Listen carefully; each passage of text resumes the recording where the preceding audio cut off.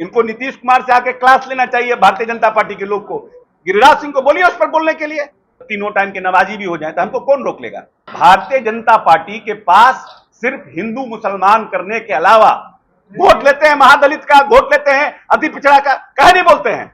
आज हम मां दुर्गा जी की पूजा करते हैं, महादेव का हम रुद्राभिषेक करते हैं, तो ये लोग कपार पर सिलेंडर ले लेकर के धरना प्रदर्शन करते थे। अब 1100 रुपए पर कहे नहीं प्रदर्शन कर रहे हैं। खाली हिंदू फलहार पर बोलेंगे, इफ्तार पर बोलेंगे, चंदन पर बोलेंगे, रुद्राक्ष पर बोलेंगे, टिक्की पर बोलेंगे, इसके अलावा किसी पर पब्लिक के ऊपर, पब्लिक क्या चाहती है देश की उसके ऊपर इनका कुछ नहीं बोल रहा है।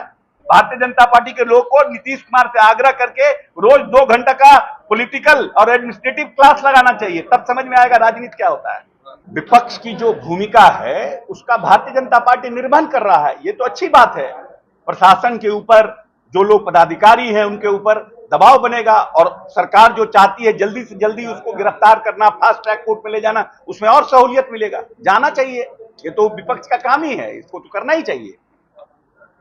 एक सवाल और है, आप भी दुर्गा पाठ करते हैं, लेकिन इस बार बीजेपी की तरफ से जो पूरे राज्य में अलग अलग नेताओं के द्वारा फलाहार का आयोजन किया गया और कहा गया कि जो बिहार सरकार है वो तुष्टिकरण करती है और सरकार में जो शामिल लोग हैं वो सिर्फ कार में जाना पसंद करते हैं, फलाहार में नहीं।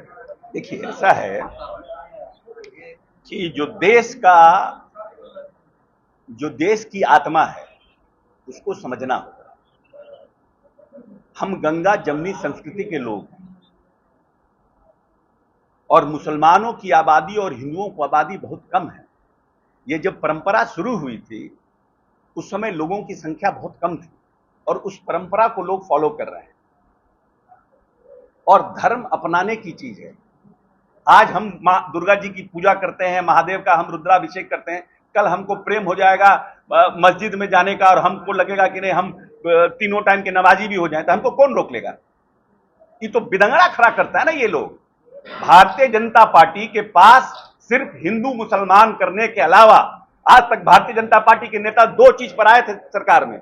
महंगाई, जब सिलेंडर 500 रुपए किलो, 500 रुपए सिलेंडर था तो ये लोग कपार पर सिलेंडर ले लेकर के धरना प्रदर्शन करते थे। अब 1100 रुपए पर कहे नहीं प्रदर्शन कर रहे हैं। 1700 रुपए सिलेंडर हो गया, जो रहर का दाल 60 रुपए था 135 रुपए किलो हो गया।